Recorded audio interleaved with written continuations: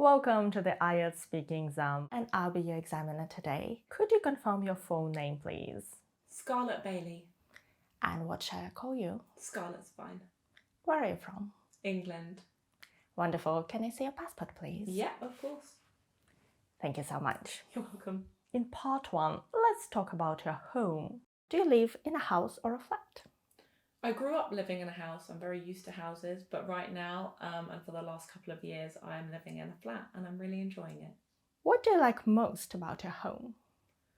I think my home is a very safe and relaxing place to be.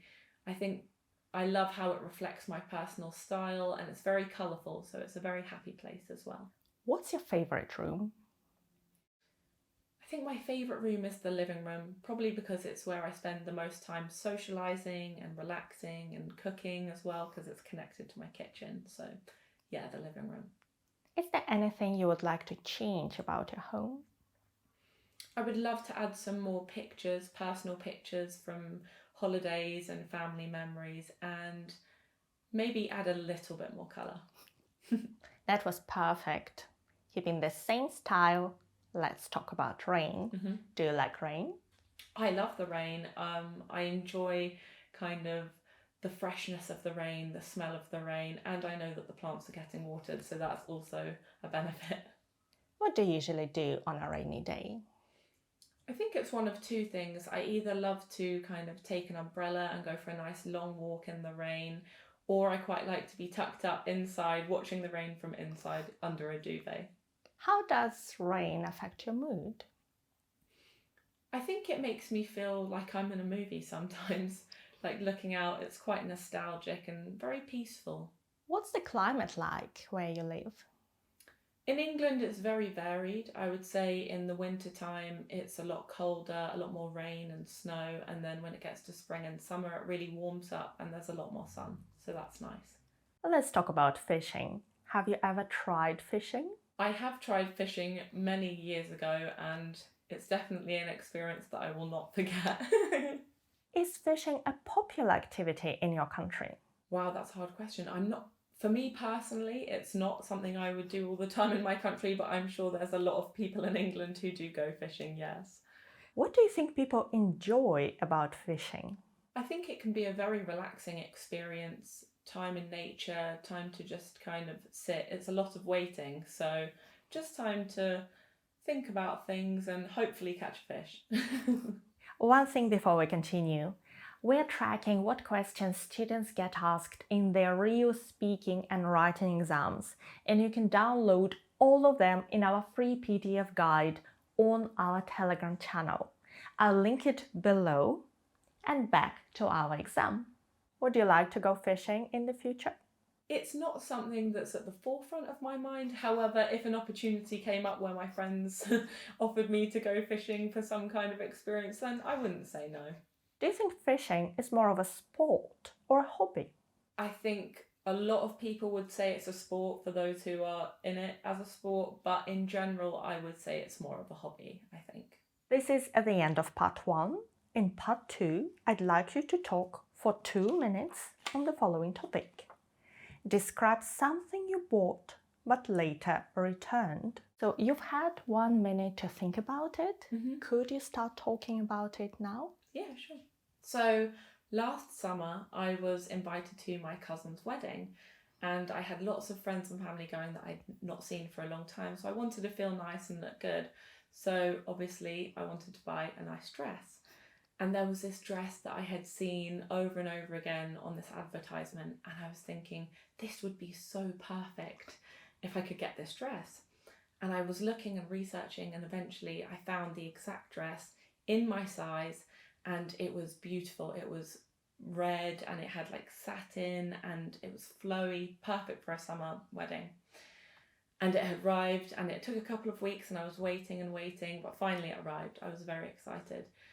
And I tried it on and it fit, but there was something about it that was a little bit itchy. It just didn't quite feel right on my body, but it looked gorgeous. And so I thought maybe I'll ask my friends or my family what they think. And I asked them and they said, is it something you would want to be dancing in all day long, you know, sitting, it's warm. And I was like, but look how beautiful it is. I've been wanting to try on this dress for so long and it fits me and it's lovely, but I knew deep down there was something about it that was not quite right. I tried on other dresses and I just didn't want to let go of this one dress. But I think after having spoken to my friends and family, and even though they agreed that it was a beautiful dress, because it didn't feel quite right in how I wore it and how I moved in it, I did decide to return it after, much kind of struggle. But it was a sad one to say goodbye to because it had been a dress that I had wanted for a really long time. But I think ultimately I did make the correct decision. So yeah, I found another dress in the end that was perfect for the wedding. But that image of that red dress is still always going to be in the back of my mind. Very well done. And your timing is perfect. That was precisely 2 minutes. Was it really? Yes. In part 3, I'd like to ask more general questions about this topic. Let's start with shopping habits and consumer behavior. What influences people's decisions when they buy something expensive? I think when people are buying something expensive, they're really weighing up whether it is a want or a need, whether it's like a laptop or something a bit more practical, or maybe it's a bag that you might not necessarily need but you really want. I think that is something that really comes into play. How necessary is that item? How has online shopping changed the way people make purchases? I think online shopping has made shopping in general a lot more accessible for people. So I think impulse buying is definitely something that happens more often now than maybe it used to, as you used to have to go and get something physically, whereas now it's a couple of clicks on a laptop and you've bought something. In your opinion, do advertisements create unnecessary demand for products? I think, yes, they do. I think we don't always need to be seeing things that we feel like we should buy or which society makes us feel like we need. So yes, I think sometimes adverts do create unnecessary demand. Now let's talk about decision making and regrets. In your opinion, is it better to make your own decisions or get advice from others? I think it's very dependent on the circumstance. I think ultimately you have to make a decision yourself, but I don't think it's a bad thing to get second opinions or advice from other people to kind of see where the general consensus is as well. Why do people sometimes regret decisions they make in life? I think people can act out of emotion, which can cause them to react in a way that maybe if they had more time and clarity on a situation, they may have made different decisions, and so later on they regret things. Do you think asking for advice could have helped in those situations?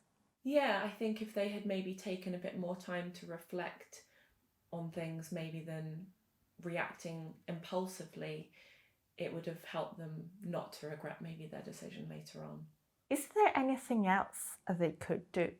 I think time. I think time is just a big thing. I think sometimes when you react so quickly to something, it may not be the wisest kind of choice. Whereas if you give yourself a little bit of time, a little bit of clarity and space to really think about something, maybe that's when you make the correct decision or the right decision for you. How can past experiences help people make better decisions in the future?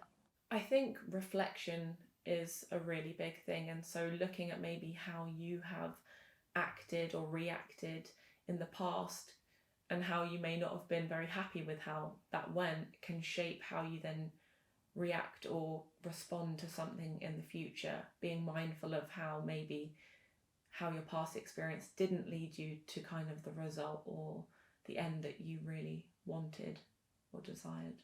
Do you think it's always possible to avoid regret? I wouldn't say always. I don't think I could speak for everyone and say that. I think maybe there are some things that people will always regret, but I definitely think there are things that you can do to hopefully keep that regret to an absolute minimum. How can emotions influence the decisions people make? I think it's probably the biggest influence. I think, when you act out of anger or disappointment or hurt, I think that can lead you to make very impulsive or irrational decisions, whereas if the emotion is coming from a better place, maybe of calm, then I think maybe you would react in a very different way. So in part 3, I've noticed that the more difficult the question, the better your answer is. Okay. It's more developed. Okay. It goes a little bit deeper and Yeah. it's longer. That's what you're looking for. That is ideal. Okay. And I think some of the first answers were a little bit too simple and short. Okay. Bit So- more complex. Yeah, shall we try again? Yeah, of course. Okay, let's talk about shopping habits and consumer behavior. Mhm. What influences people's decisions when they buy something expensive? I think there are many things that go into an expensive purchase. I think one of the main things, though, is whether it's necessary or if it's a want. I think if someone's buying something expensive that they really need, they may be more open to buying it, whereas if they know it's just something that they would like, it might kind of take them a little bit longer to make that decision. How has online shopping changed the way people buy things? I think online shopping has made shopping in general just a lot more accessible to the public, and I think it's made impulsive buying also something that is a bit of a problem in today's world. I think with the adverts and stuff like that, you're seeing something and then you know you can buy it within 30 seconds, so you're much more likely to buy something online nowadays, I think.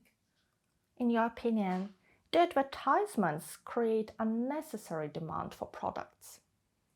Yeah, I think definitely they do. I think there are so many products and stuff that you may not have been aware of or even think that you needed, but because of advertisements, subconsciously you're thinking of that product later on down the line when something comes up, and you may not even need that product, but it's something that you've seen, so you believe that you need it. Yeah, that was excellent. Very well done. And that's the end of your speaking test. Thank you. That was a really strong performance, particularly with those extended part 3 and part 1 answers. Your part 2 was perfect straight away. You're fluent, you could answer each question, you extended your ideas, you linked those ideas so it was easy to understand you were coherent. Yeah.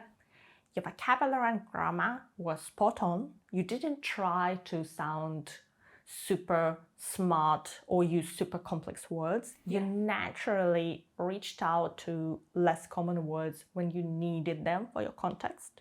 The grammar, again, you used different grammatical features when you needed them. Okay. And the pronunciation was perfect. So all in all, that's a strong band 9. Really very well done indeed. Thank you. And this is the end of our speaking exam for today. Thank you so much for watching us today and good luck with your preparation and your exam. Bye! Bye!